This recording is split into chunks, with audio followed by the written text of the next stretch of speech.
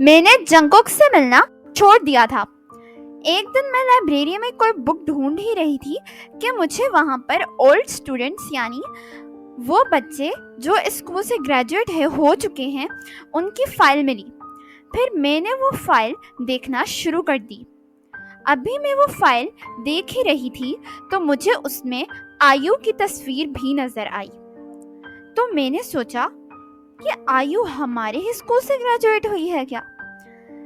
میں پیج پلٹتی گئی اور ایک پیج پر ایسی تصویر تھی جس کو دیکھ کر میرے ہاتھ وہیں جم گئے۔ میں نے دیکھا کہ اس پیج پر جنگکوک کی بھی تصویر تھی۔ پھر میں گہری سوچ میں پڑ گئی کہ جنگکوک تو کسی کو نظر ہی نہیں آتا، تو وہ گریجویٹ کیسے ہو گیا؟ میں وہ فائل اپنے ساتھ لے کر گئی اور میں نے یہ سب ٹیچرز سے جنگکوک کے بارے میں پوچھا۔ سب ٹیچرز نے جنگکوک کی بہت تعریف کی۔ انہوں نے کہا کہ جنگکوک ہمارے اسکول کا بہت بریلینٹ اسٹوڈنٹ تھا۔ لیکن ان میں سے ایک ٹیچر بولی، بیٹا لیسا، تم اچانک جنگکوک کے بارے میں کیوں پوچھ رہی ہو؟ وہ تو مر چکا ہے۔ یہ بات سن کر میرے پاؤں وہیں جم گئے۔ میں نے کہا، ٹیچر، کیا آپ مجھے بتا سکتی ہیں کہ اس کی ڈیتھ کیسے ہوئی؟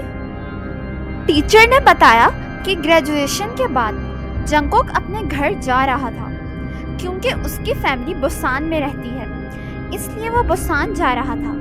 لیکن وہ جس ٹرین میں جا رہا تھا وہ ٹرین ایک گہری کھائی میں گر گئی تھی اور ان میں سے کوئی نہیں بچا۔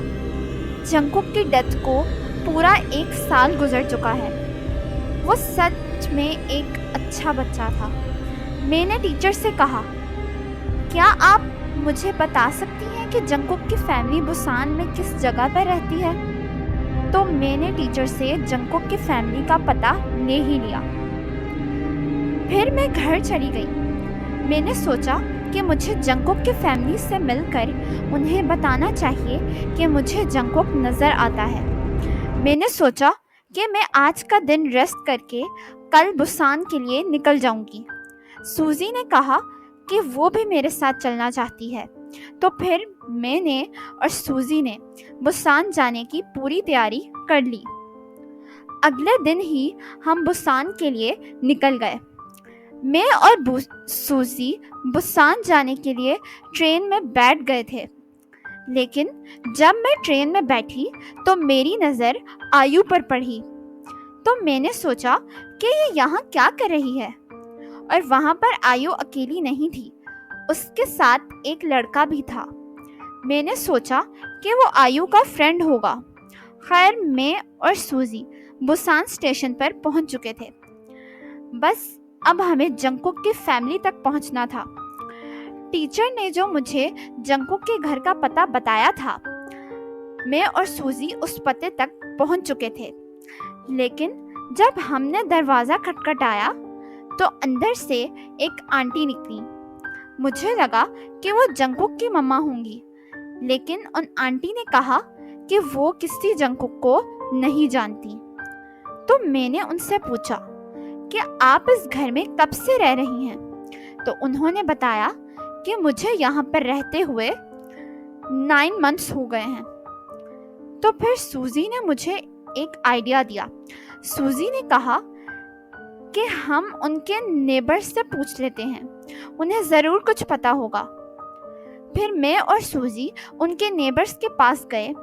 ان کے نیبر میں ایک انکل تھے۔ ان انکل نے ہمیں بتایا کہ یہاں پر پہلے جو لوگ رہتے تھے وہ اب کہیں اور شفٹ ہو گئے ہیں۔ ان کے جوان بیٹا جنگکوک تھا۔ اس کی ڈیتھ کے بعد اس کی مما بہت بیمار ہو گئی تھی۔ وہ کافی دنوں تک ہاسپٹل میں ایڈمٹ بھی رہی تھی۔ ان لوگوں نے اپنا گھر کیوں چینج کیا یہ تو مجھے نہیں پتا۔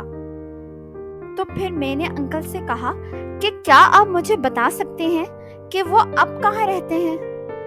ہم سیول سے خاص طور پر ان سے ملنے کے لیے آئے ہیں۔ انکل نے کہا، سوری بیٹا، لیکن مجھے نہیں پتا کہ اب وہ کہاں رہتے ہیں۔ ہاں، لیکن مجھے یہ ضرور پتا ہے کہ جنگکوک کا ایک چھوٹا بھائی जियोन सोह्योन भी है और वो अभी हाई स्कूल में है। तो मैंने अंकल से कहा कि क्या आप मुझे उसके स्कूल का पता बता सकते हैं। तो फाइनली अंकल ने मुझे उसके छोटे भाई के स्कूल का पता बता दिया। और फाइनली आखिरकार जंगकुक के छोटे भाई का स्कूल का एड्रेस हमें पता चल चुका था। सूजी ने कहा कि अब काफ़ी रात हो गई है, हमें आज किसी होटल में स्टे करना होगा। हम जंगकुक के भाई के स्कूल कल चलेंगे।